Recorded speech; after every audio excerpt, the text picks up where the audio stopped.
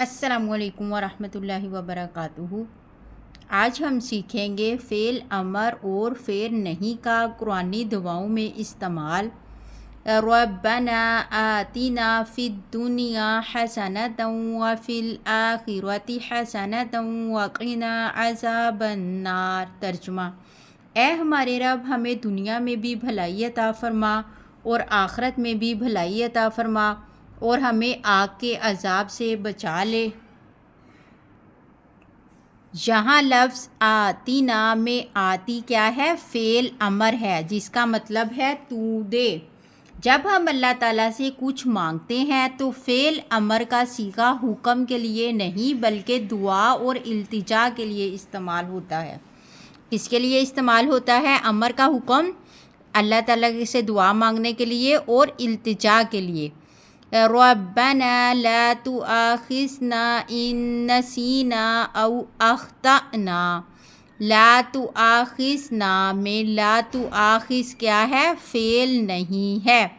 شروع میں لا ہے اور آخر میں فعل کو ساکن کر دیا ہے، تو یہ کیا ہے؟ فعل نہیں ہے۔ اے ہمارے رب، ہماری گرفت نہ فرما اگر ہم بھول۔ فعل امر اور نہیں ایک ساتھ۔ ربنا لا تزغ قلوبنا بعد اذ ہدیتنا وہب لنا من لدنک رحمہ۔ اس میں لا تزغ کیا ہے؟ فعل نہیں، ٹیڑھا نہ کر ہمارے دلوں کو۔ لا اور اینڈ والا لفظ جو کیا ہے؟ ساکن ہے، تو یہ دو علامتیں جو ہیں فعل نہیں کی ہیں۔ وہب فعل امر اور عطا کر ہمیں اپنی طرف سے۔ فعل امر حکم کے لیے نہیں بلکہ اللہ تعالیٰ سے مانگنے کے لیے بھی آتا ہے۔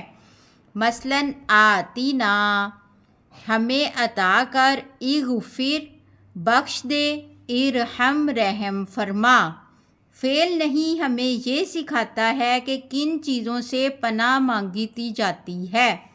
لا تزغ ٹیڑھا نہ کر، لا تحملنا نہ ڈال ہم پر بوجھ۔